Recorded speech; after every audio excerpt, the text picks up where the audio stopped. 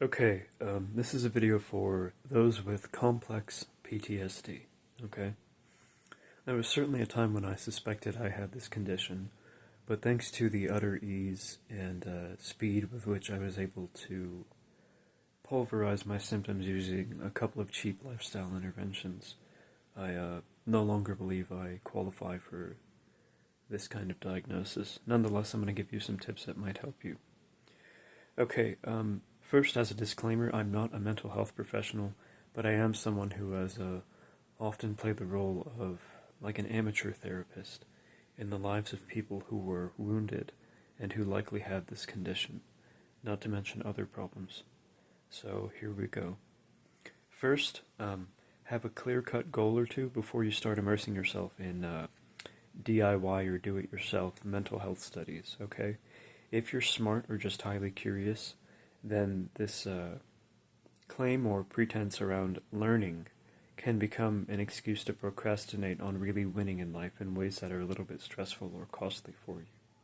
So make sure you know exactly which kinds of finish lines you're heading toward before you start to learn about the topic of mental health. You don't want to just be a student forever who never becomes an instructive and healing force for others. Also,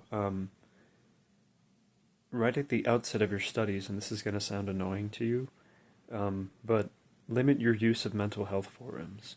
So if you go to Reddit's CPTSD forum, and you organize posts according to what's most popular, you might initially feel like you're hit with constant epiphanies, but unfortunately that can become a drug-like high, and eventually epiphany chasing can turn into a form of chronic self-impairment. I know that all too well. Okay. Also, this one is certainly a luxurious proposal for the vast majority of Americans, but find a way to get at least maybe a month away from people or situations that trigger you into emotion dysregulation, especially if it's really deep and you're just like, shedding tears frequently, or you just can't even be functional due to circumstantially imposed deep depression or something, okay? You deserve to have a first-hand experience of what it's like to not have your nervous system set on fire by people who instrumentalize you for the purpose of their sadistic pleasure-seeking or something. So,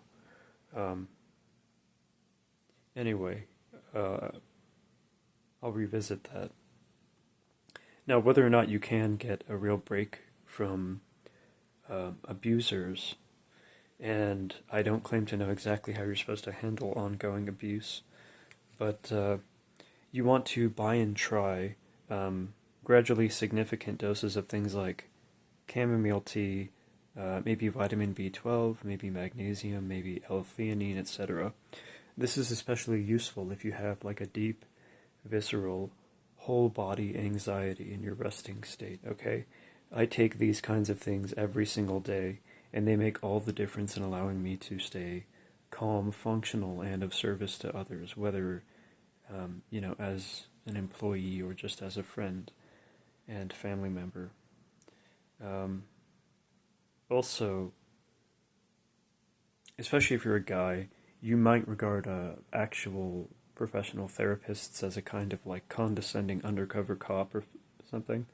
And when I did do therapy for some time, my therapist kept noting that I kept like shutting down and not disclosing certain things or not exploring certain aspects of my emotional life or my past with her. And it's largely because, I don't know, I have that standard, maybe it's like this male tendency to not trust women, especially of certain demographics, with sensitive information, or the most sensitive aspects of my soul. So, in this context, you may want like a digital pen pal with someone who is healthy, and that's probably going to be better for you than, I think, putting all your stuff into like, putting all your business into an AI chat model. You don't know exactly what's going to happen to that information one day. Although I've done that on a number of occasions. So, wasn't the smartest decision, but whatever. tons and tons of people have done that as well. And then as a final tip, I want to let you know that, and this is going to sound silly if, you're a grown man and you only want to be on grown man stuff, but have some form of youthful fun or pleasure every single day. Have access to something like that every single damn day, okay? What I do is, if I don't play video games or something, then I at least mentally make notes about games I want to play, even though I'm 32. And many people in this country regard video games as nothing more than like some pathetic adolescent fixation for men who aren't ballsy enough to only focus on money and fitness. So, if I did not make it so that I enjoyed some kind of fun every day, and nowadays that fun involves me just making videos or taking notes for essays, then I would just be a walking zombie or a scarecrow or something. I would have no enthusiasm, no sense of direction. So find a little thing that gives you pleasure or fun every day.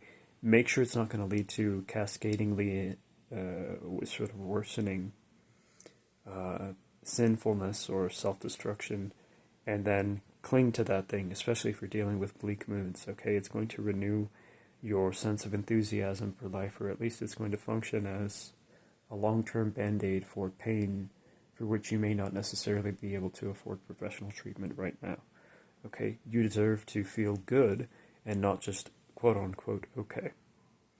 So yeah, that's all I'm going to let you know for right now, okay? Once again, I'm not a mental health professional, but these kinds of tips might be able to help you and preemptively pull you out of various sorts of self-impairing, dysfunctional learning loops or info hoarding or all kinds of hazards that you might not be aware of when you're anticipating that you're going to get better strictly of your own sort of self-imposed healing regimens. Alright, thank you for watching and have a good day. And God bless you.